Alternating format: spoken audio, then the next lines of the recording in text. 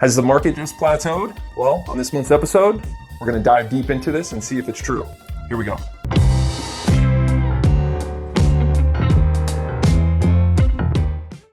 right, guys. So the short answer to that question is yes. But before I jump into that and answer deeply why I believe we have hit a little bit of a plateau in our real estate market, I want to break down some stats from this month.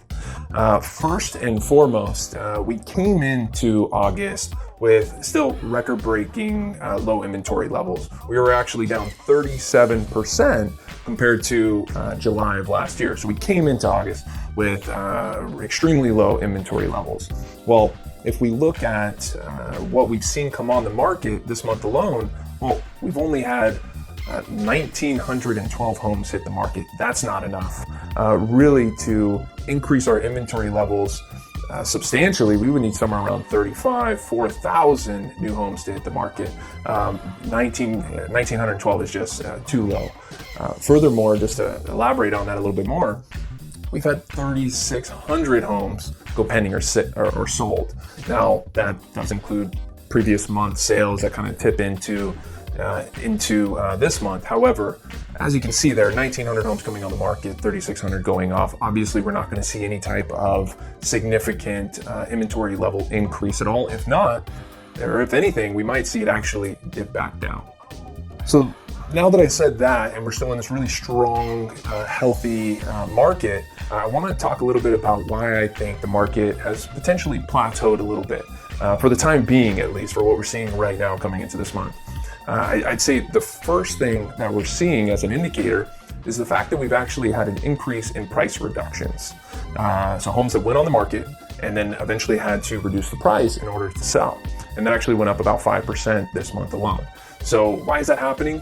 Honestly, it's probably just from homeowners listing their properties extremely high to see if they can get the price, and not being realistic. So that's not a huge indicator to show that we might see any type of decrease in values. However, it is somewhat of an indicator that says, okay, maybe we can't continue to ask for these extremely high prices. We need to be a little bit more realistic when we're pricing properties. The biggest thing that I'm seeing right now that I believe is causing us to maybe plateau when it comes to home values is really the affordability index. So first and foremost, what is the affordability index? It tracks the average household income compared to the median sales price. And as of this month, we've actually hit the lowest affordability index percentage that we've seen since 2018. So obviously, over this 7-month run that we've had this year with prices going up 17%, even 22% in some areas, well, we've hit an affordability index threshold. And that's going to cause us to probably stay at the current values that we're at until we start seeing incomes increase. Now, the national average income is increasing right now. We're seeing that across pretty much all industries. So that could catch up. And then once that does, I think that's when we'll start going into a market that's a little more healthy, where we see appreciation going up to say 7% every year. That'll be a healthy market, not this 15, 17, 22% appreciation in a year's time. So what am I telling all my seller and buyer clients right now? First and foremost, if you're thinking about selling, sell right now. Don't wait any further, any longer into the year, because pretty much once we hit into, especially November and December, we're going to see sales significantly drop. And that's just a national average across the nation when it comes to home sales because of the holiday season. So if you are thinking about selling this year, take advantage of the market that we're in. We're still in a hot market. We still have a lot of buyer activity out there. You definitely want to list now versus waiting any longer as we get into the holiday season.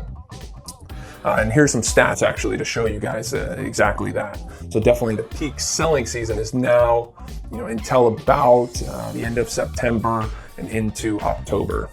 So for all my buyer clients out there, my piece of advice for you guys are, look past the little repairs that can be done.